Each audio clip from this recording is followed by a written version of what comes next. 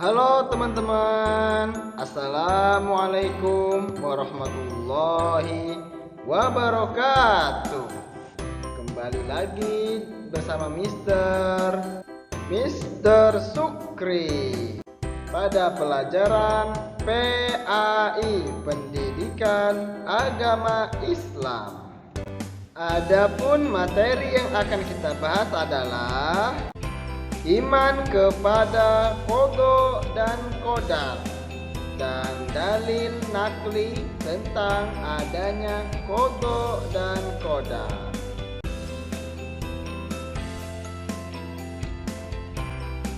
Iman kepada qada dan qadar adalah salah satu rukun iman, yaitu rukun iman yang terakhir atau rukun iman yang keenam.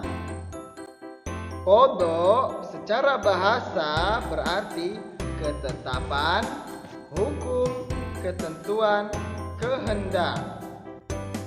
Berarti qada secara istilah adalah ketetapan Allah Subhanahu wa Ta'ala terhadap segala sesuatu sejak zaman azali. Zaman azali itu adalah zaman ketika segala sesuatu belum tercipta. Adapun qadar secara bahasa berarti kepastian, ukuran, kekuasaan, perwujudan kehendak.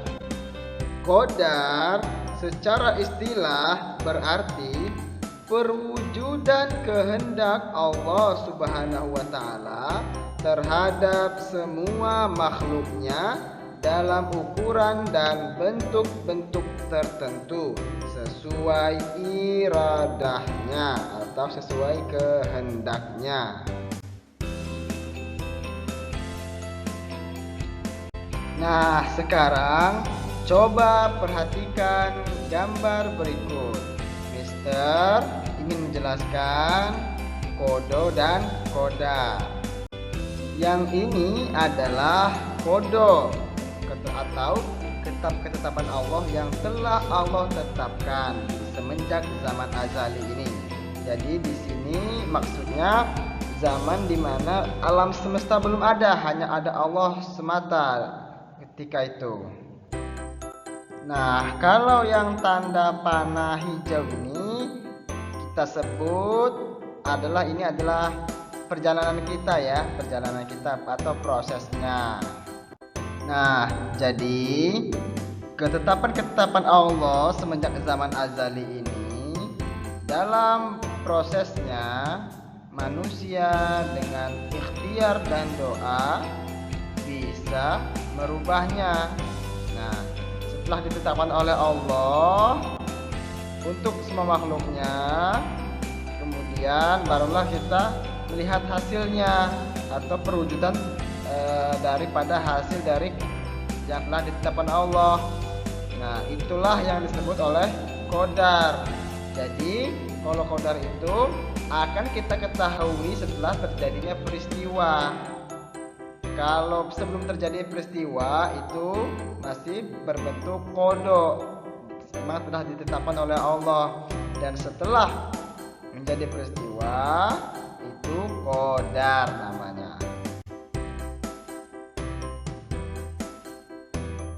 Dalil tentang adanya qada dan qadar ada di dalam Al-Quran. Salah satunya di Quran surat Ar-Ra'd ayat 8 ini yang berbunyi Bismillahirrahmanirrahim wa kullu syai'in 'indahu bimiqdar. Artinya, dan segala sesuatu ada ukuran di sisinya.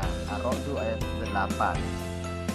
Kandungan ayat ini menjelaskan firman Allah bahwa segala sesuatu di dunia ini sudah ditakar oleh Allah, sudah ada ukurannya di sisinya, yaitu di sisi Allah.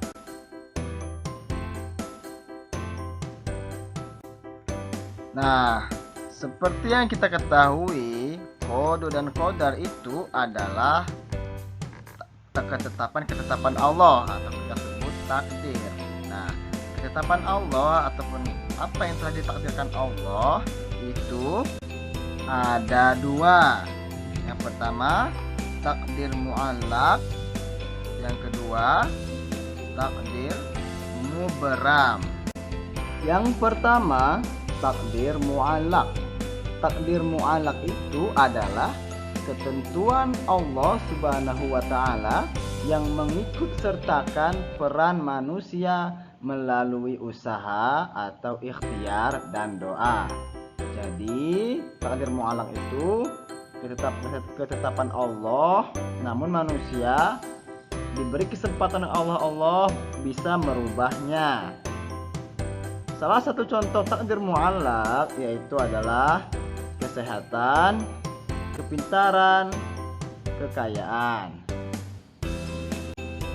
Dan takdir mubram adalah ketentuan mutlak dari Allah Subhanahu wa Ta'ala yang pasti berlaku dan manusia tidak diberi peran untuk mewujudkannya. Jadi berupa ketetapan Allah yang sudah pasti dan manusia tidak bisa merubahnya. Seperti jenis kelamin, ajal, gaya gravitasi, kejadian kiamat. Itu adalah contoh daripada takdir mubram.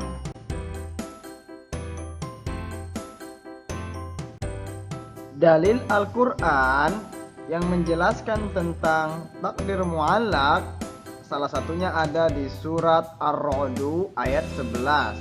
Firman Allah yang berbunyi, Bismillahirrahmanirrahim, Innallaha la yughayyiru ma biqaumin hatta yughayyiru ma bi anfusihim. Artinya, sesungguhnya Allah tidak akan mengubah keadaan suatu kaum sebelum mereka mengubah keadaan diri mereka sendiri. Ar-Ra'd ayat 11.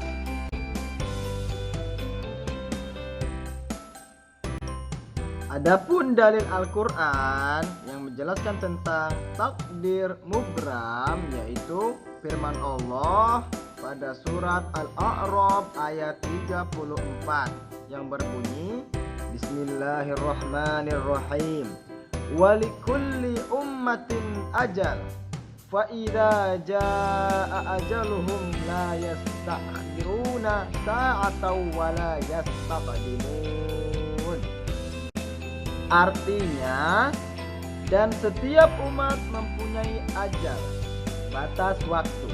Apabila ajalnya tiba, mereka tidak dapat meminta penundaan atau percepatan sesaat pun. Al-A'raf ayat 34.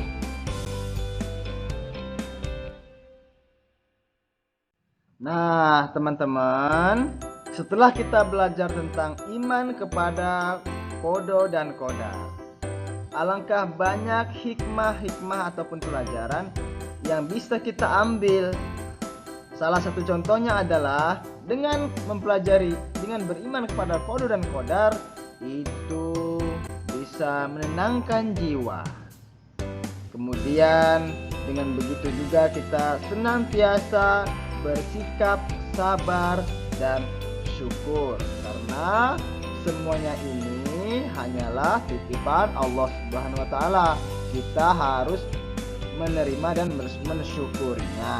Kemudian pula menumbuhkan sifat optimis, kemudian menjauhkan diri dari sifat sombong. Ini adalah salah satu hikmah yang bisa kita ambil mengenai beriman kepada qada dan qadar.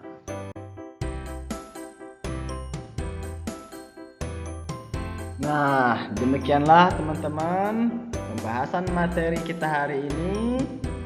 Mister harap teman-teman enjoy dan kita mendapatkan ilmu yang bermanfaat. Amin. Sekian dari Mister ucapkan terima kasih. Wassalamualaikum warahmatullahi wabarakatuh.